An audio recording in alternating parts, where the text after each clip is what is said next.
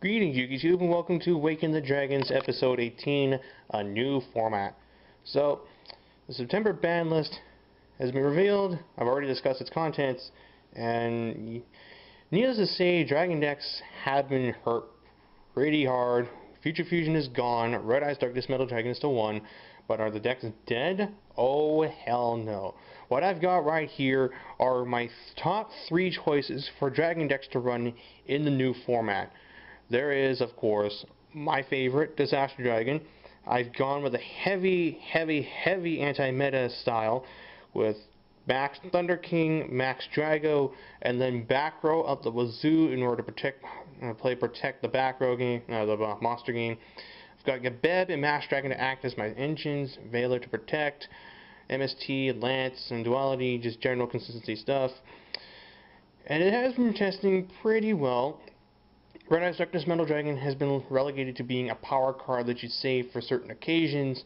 Otherwise, you're letting Drago and T-King try and stun the opponent, while Gebeb and Max Dragon set up your big plays, either synchro summons, bigger monsters, or exceed summons with this guy. The fact that I'm not going Totem allows the extra deck to run cards such as Utopia, Gemini Pearl, so on and so on. And being able to make those rank 4s is very nice during the early to mid and late game.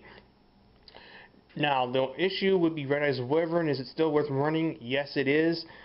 He's an 1800 beater. He's one of the other dragons you can work alongside Drago, and Drago itself is still an important card to run. Now, you may say, no, it's not. Most of the decks are not going to be light and dark based, but the fact of the matter is, when it comes to a 1900 level 4 dragon type monster, who else compares to Quackamute Drago? Dodger Dragon? No, not really. Bright Star Dragon? Only in a totem build, and I don't think a totem build is the best way to go. Spear Dragon? He goes to defense. Alexandrite Dragon? Maybe. But Drago, he has less attack than Alexandrite Dragon, but he also manages to stop stuff. I mean, he stops Tour Guide, he stops Hyper Librarian, Formula Synchron, he stops Utopia, he stops people making Zenmaines, of course. He still disrupts things. And that's what this deck wants to do. It wants to disrupt. So you got him doing that. You got Thunder King to stop stuff like Poly Duality, Rora, because Heroes and Rabbit are going to be 2 very played decks. You've got Agents coming back. You've got Black Wings coming back. Plants are coming back. Thunder King Rai-Oh is going to be an amazing card at the start of this format.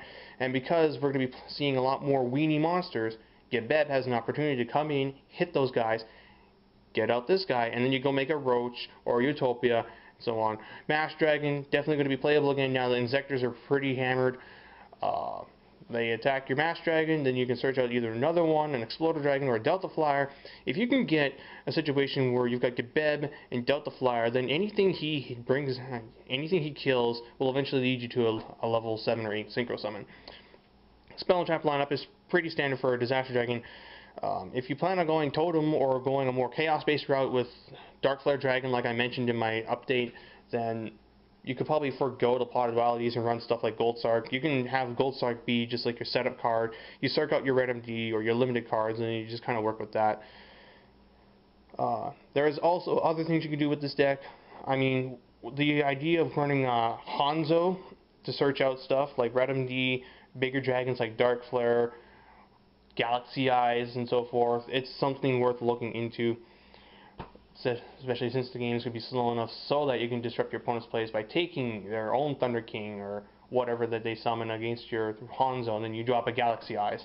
Galaxy Eyes I'm liking more than White Knight Dragon because Galaxy Eyes gets around double Mirror Force, in addition to Deep Prison and Enemy Controller, and so in the battle phase at least. So that's it for Disaster Dragon. Chaos Dragon.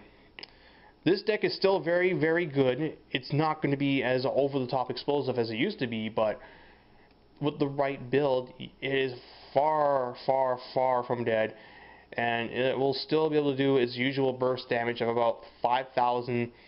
Pulsar Red MD is still an amazing lock, and the way you can go about this is you can simply add in a couple Dragodia to act as another big boss monster.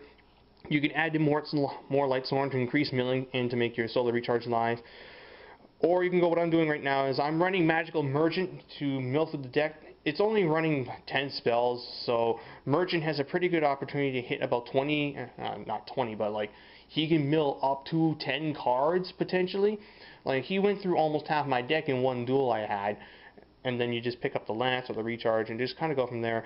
It is a little bit unreliable as he wastes a normal summon, he's vulnerable to Dark Hole and Veiler on your turn, and Chalice. But at the same time though, it is a light, and it can set up your deck for some amazing plays. Or you can just simply not go Magical Merchant and just throw in max out on Rykos and add 2 Jane, like I'm kind of doing here. Other card to consider, again, Knight Assailant. Flip effect monster, pops a monster. When he's sent from the hand to the graveyard, you can add 1 flip monster from your graveyard to your hand, so Rykos and Magical Merchant. So this is something worth looking into for Chaos Dragon, because it can take advantage of this in quite a few ways. It's also a dark, and it's searchable through Tour Guide. Something that I think a lot of people missed out on. He's searchable through Tour Guide, and unlike Tour Bus, when you draw it, it's not dead. You can just simply set it and then nuke that rabbit or that Thunder King that's giving you problems. So there is that. Otherwise, though, I'm pretty content with running 2 Tour Guides and a Sangan. Other card, Tsukiyomi. She's a dark, she's a spellcaster, she gets around problem cards, Fossil Dyna, Thunder King, just summon Tsukiyomi, put that shit face down, and then drop your Dark Flare Dragon and then try and beat over it. Definitely something not to be underestimated. I would definitely think that this could be a tier 1 deck. Last one is Dragunity.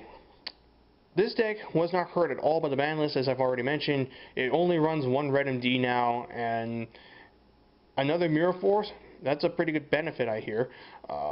It plays Protect the Stardust, but it also does like all that crazy shit with a Tomb into Strike Bounce and Excabedal, and they would be my pick for sleeper dragon deck of this format.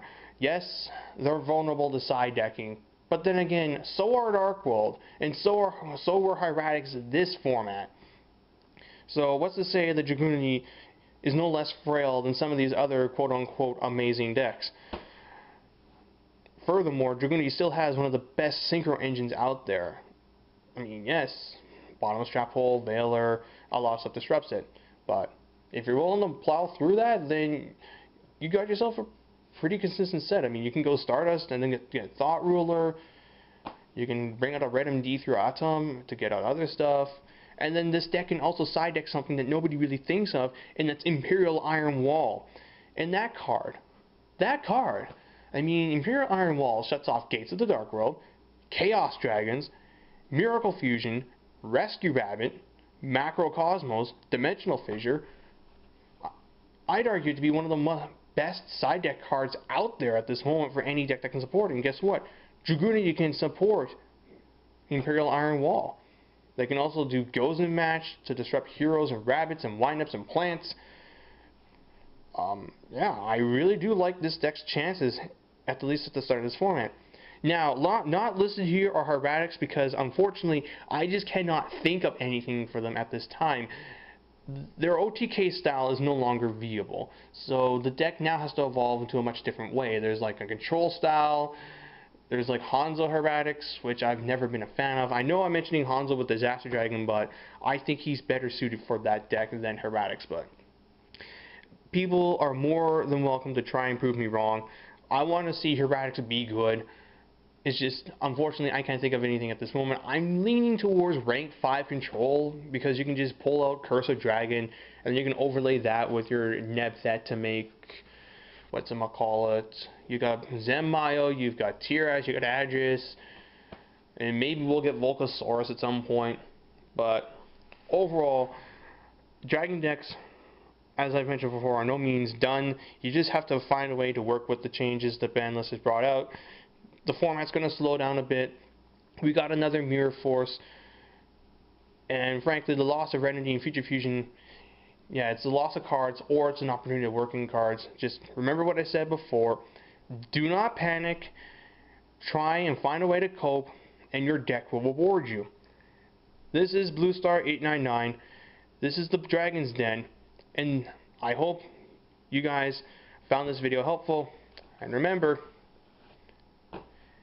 the way of the dragon has never been an easy way to play, but for those that persevere, you will be rewarded. Thank you all, and until the next time.